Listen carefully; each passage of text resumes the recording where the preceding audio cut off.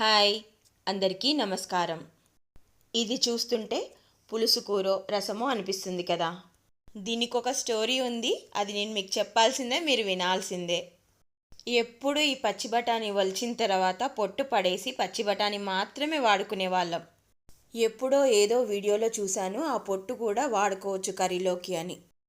అసలు ఆ వీడియో చూడకుండా ఉండాల్సిందే, నా కంట పడకుండా ఉండాల్సింది.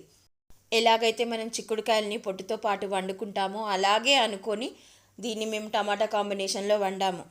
అక్కడ కనిపిస్తున్న మొత్తం పొట్టు వాడలేదు, కొంచెం పొట్టు పంటి కింద మొత్తం పిప్పిలాగా వచ్చింది.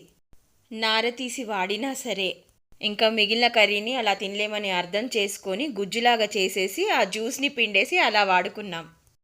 ఈ సీజన్లో పచ్చి బఠానీ తెచ్చుకోవడం ఇదే మొదటిసారి.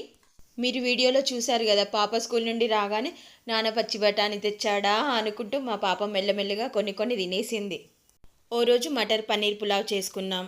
మరో రోజు ఫ్రైడ్ రైస్, క్యారెట్ బీన్స్, పచ్చి బఠానీ. మన స్టైల్ పోపన్నం అయితే పచ్చిమిరపకాయలు వేస్తాము. చైనీస్ స్టైల్ చేయడం కోసం పచ్చిమిరపకాయలు అవాయిడ్ చేసి సాల్ట్ పెప్పర్తో మాత్రమే చేసాము. ఆ స్పూన్లో మీకు చూపించే ప్రయత్నం చేసింది ఆనియన్ కాదు, కొంచెం క్యాబేజ్ ఉంటే వేసాం. Thank you for watching.